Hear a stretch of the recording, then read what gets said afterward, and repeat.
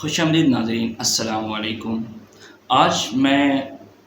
زبان اور خصوصاً اردو زبان کی اہمیت کے بارے میں بات کرنا چاہتا ہوں۔ اگر پاکستان کی بات کریں تو ہماری قومی زبان اردو ہے، اور جو ذریعہ تعلیم یعنی سورس آف ایجوکیشن کے طور پر ہمارے اوپر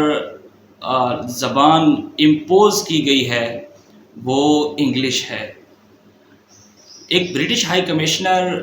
جو لٹریچر فیسٹیول میں 2023 میں ایک ایونٹ میں تقریر کر رہی تھی،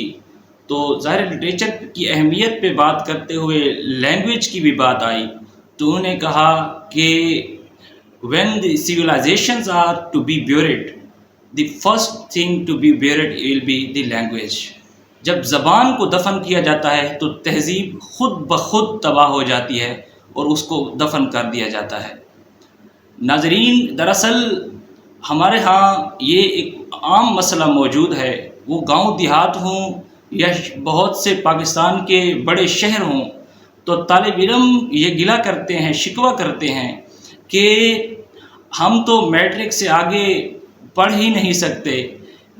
ایجوکیشن ہی حاصل نہیں کر سکتے، کیونکہ آگے ٹیچرز جو ہیں وہ انگلش میں پڑھاتے ہیں اور کتابیں ساری کی ساری انگلش میں ہیں۔ یعنی سورس آف ایجوکیشن کے طور پر جب انگلش لینگویج کو ہم نے امپوز کیا تو ہمارا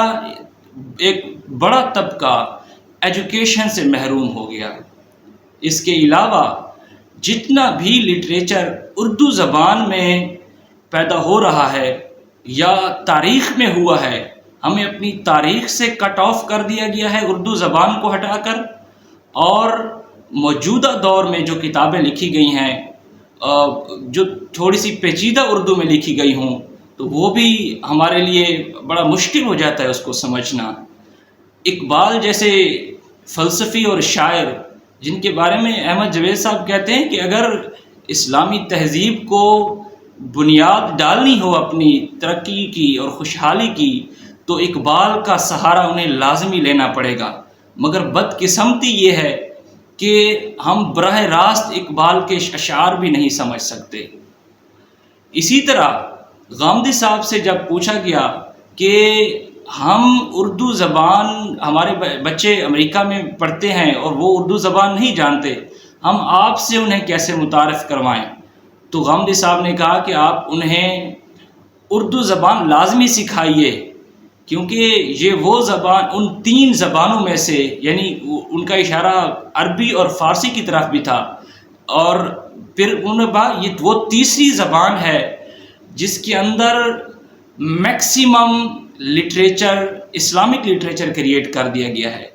اور اسلام کی ترقی اور خوشحالی بھی اسی میں ہے کہ آپ اپنے بچوں کو ان 3 زبانوں میں سے کم از کم ایک زبان ضرور سکھائیے۔ بحیثیت پاکستانی ہم اردو زبان کی اہمیت کو ضرور اس طرح اجاگر کرتے ہیں۔ اسی طرح جب انور مسعود صاحب سے اردو زبان کی اہمیت کے بارے میں پوچھا گیا تو انہوں نے بتایا کہ میری 200 سال کی تھکن اتر جائے اگر کبھی ایک انگریز اردو کا فارم پکڑے ہوئے یہ کھڑا ہو اور ہمیں بول رہا ہو کہ پلیز سر یہ مجھے فل کر دیجئے، مجھے اس کی سمجھ نہیں آ رہی۔ اب چونکہ انگریزی زبان پہ جب بھی ہم سورس آف ایجوکیشن کے طور پر اس کو ختم کرنے کی بات کرتے ہیں تو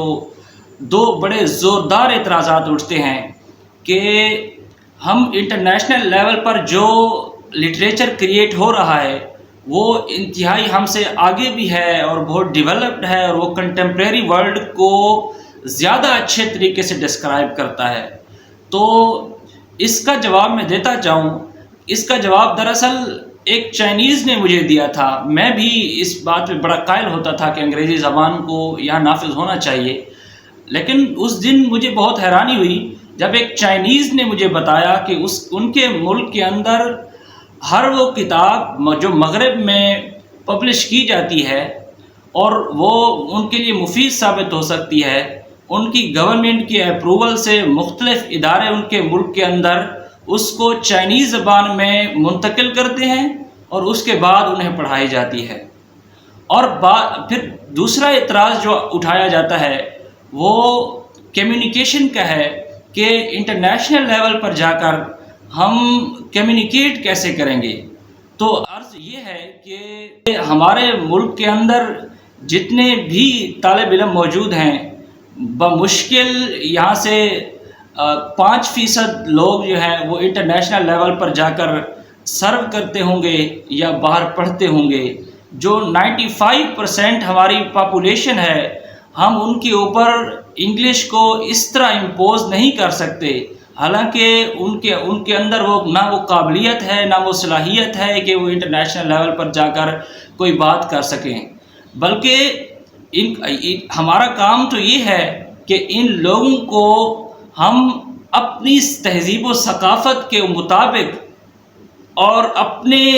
سوچ و فکر کے مطابق ان کے رویوں کو اور ان کی تربیت کو ٹھیک رکھیں اور اپنی تاریخ سے ان کو آگاہ رکھیں۔ ہمارا یہ بنیادی فریضہ ہے اور یہ اردو زبان ہی کے نفاذ سے ممکن ہے۔